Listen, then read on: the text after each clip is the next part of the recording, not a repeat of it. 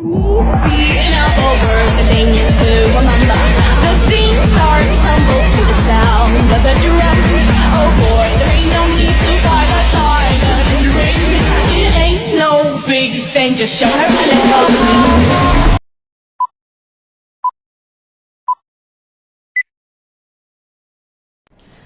Saya akan menjelaskan tentang berdirinya Abbasiyah.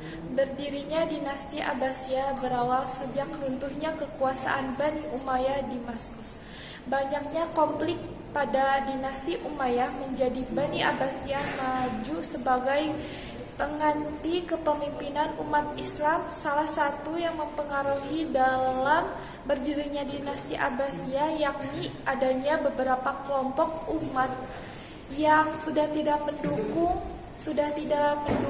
kekuasaan imperium Bani Umayyah, yang mana korupsi sekuler dan memihak sebagai kelompok Syiah dan Khawarij, serta kaum Mawali, yaitu orang-orang yang baru masuk Islam yang mayoritasnya dari Persia. Terus selanjutnya dakwah dinasti Abbasiyah.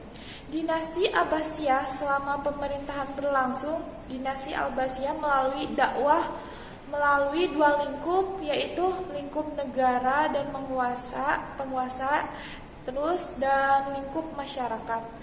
Yang pertama yaitu lingkup negara dan penguasaan pada masa keemasan Khalifah Abbasiyah dan ulama yang mencintai ilmu pengetahuan, sehingga mayoritas masyarakat saat ini menghormati para ulama dan penyair. Yang kedua yaitu melingkup masyarakat. Aktivitas dakwah dan ilmiah sangat marak dilakukan di Baghdad karena masjid dan sekolah dipenuhi dengan kajian ilmiah dengan materi yang bervariasi. Saya akan menjelaskan masa keemasan Khalifah Bani Abbasiyah. Yang pertama, Khalifah Abu Ja'far al-Mansur. Abu Ja'far al-Mansur lahir di kota Himaimah pada tahun 101 Hijriah. Ayahnya bernama Muhammad bin Ali bin Abdullah bin Abbas bin Abdul Muttalib. Ibunya merupakan seorang hamba sahaya yang bernama Salamah. Beliau adalah peletak dasar sistem pemerintahan yang mengatur politik Daulah Abbasiyah. Beliau juga dikenal sebagai khalifah yang pemberani, berpikiran maju dan rapih dalam mengatur pemerintahan tingkat desa hingga tingkat pusat. Yang kedua ada Khalifah Harun ar-Rasyid. Harun ar-Rasyid merupakan anak dari Muhammad al-Mahdi. Beliau merupakan khalifah kelima dari Khalifah Abbasiyah yang memerintah pada tahun 786 Masehi sampai 803 Masehi.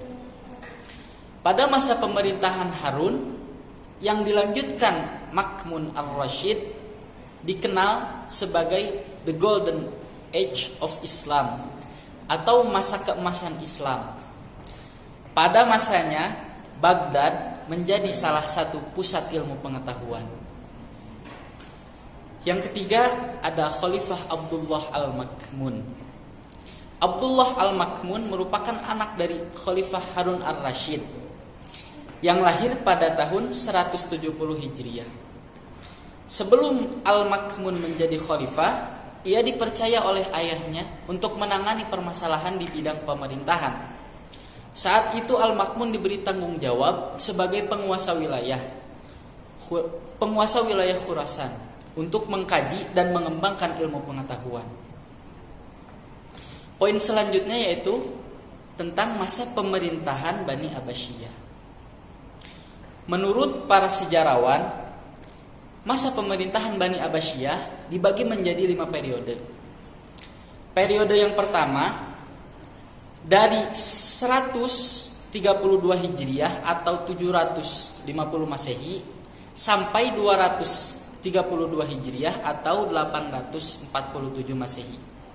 Pada masa ini disebut sebagai periode pengaruh Persia pertama dan juga disebut sebagai zaman kebangkitan dan pencerahan. Periode yang kedua yaitu 232 Hijriah atau 847 Masehi sampai 334 Hijriah atau 945 Masehi. Pada masa ini disebut sebagai periode pengaruh Turki pertama. Perkembangan peradaban dan kebudayaan serta kemajuan besar yang dicapai pada periode pertama telah mendorong para penguasa untuk hidup mewah. Kehidupan mewah tersebut menyebabkan sistem pemerintahan terganggu. Periode yang ketiga dari 334 Hijriah atau 945 Masehi sampai 447 Hijriah atau 1055 Masehi. Pada masa ini disebut sebagai periode pengaruh Persia kedua. Daulah Abbasiyah saat itu berada di bawah kekuasaan Bani Buayyih. Pada periode ini, Baghdad tidak lagi menjadi pusat pemerintahan Islam karena Baghdad pindah ke Shiraz. Periode yang keempat yaitu dari 447 Hijriah atau 1055 Masehi sampai 590 Hijriah atau 1194 Masehi. Pada masa ini disebut sebagai periode pengaruh Turki kedua dan masuknya orang-orang Seljuk ke Baghdad. Bani Seljuk hadir karena khalifah mengundang mereka untuk melumpuhkan kekuatan Bani Buayyih di Baghdad.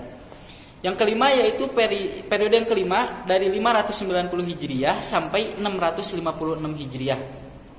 Pada masa ini disebut sebagai periode jatuhnya Baghdad ke tangan bangsa Mongol. Pada saat itu khalifah bebas dari pengaruh dinasti lain. Kekuasaan hanya elektif di sekitar kota Baghdad. Selanjutnya adalah tentang kemunduran dan keruntuhan dinasti Abbasiyah. Kemunduran dan keruntuhan dinasti Abbasiyah disebabkan oleh dua faktor, yaitu faktor internal dan faktor eksternal.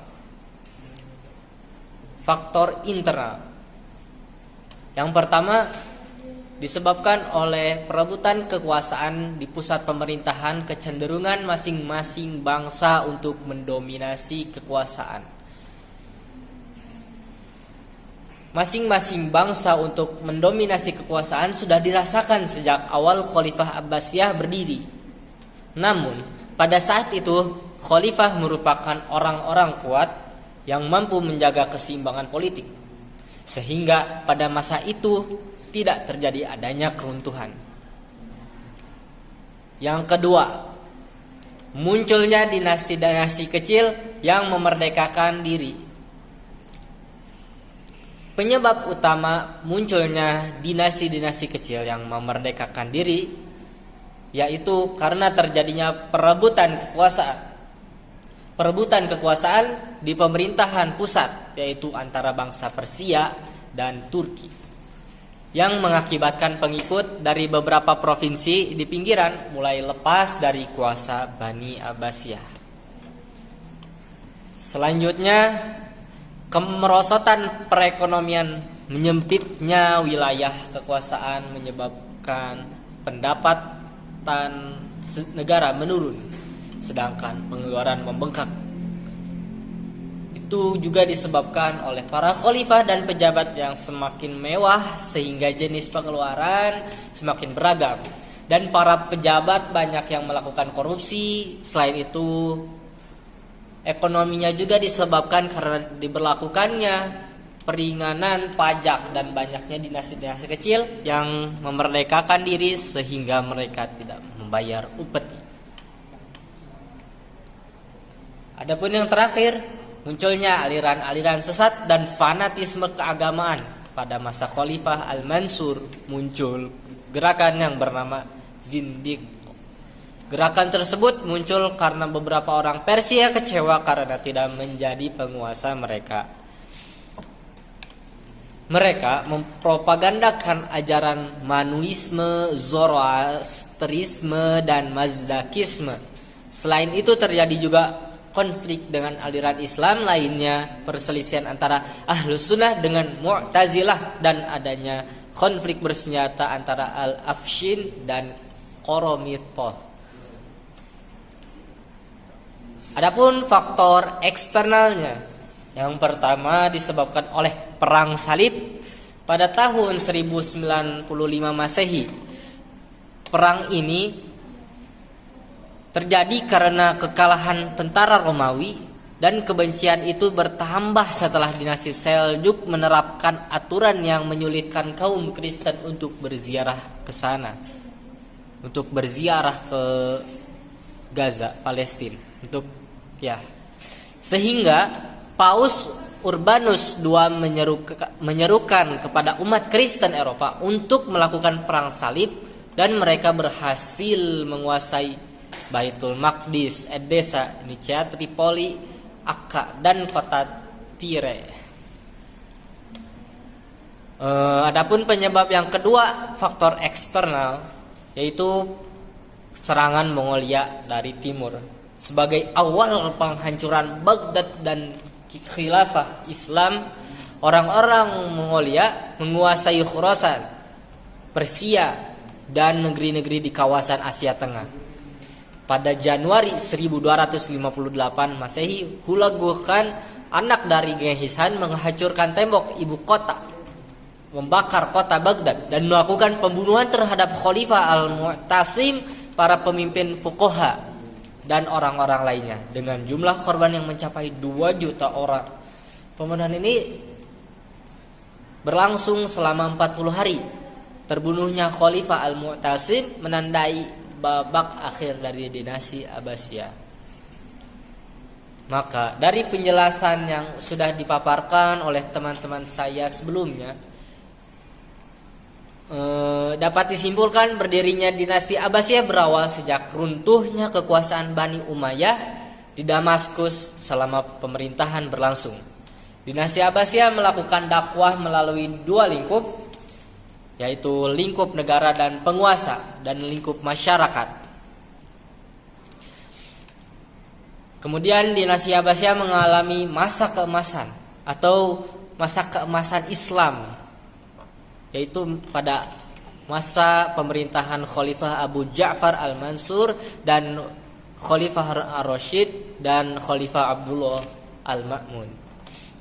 Menurut para sejarawan, masa pemerintahan Bani Abbasiyah dibagi menjadi 5 periode. Periode pertama yang dikenal sebagai periode pengaruh Persia pertama dan juga disebut sebagai zaman kebangkitan dan pencerahan.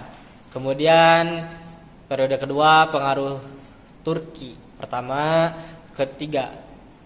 Periode ketiga yang dikenal sebagai periode pengaruh Persia kedua, periode keempat yang dikenal sebagai periode pengaruh Turki kedua dan masuknya orang-orang Seljuk ke Baghdad. Kemudian yang terakhir adalah periode kelima, jatuhnya Baghdad ke tangan bangsa Mongol. Dinasti Abbasiyah mengalami kemunduran karena beberapa faktor, yaitu tadi faktor internal dan faktor eksternal.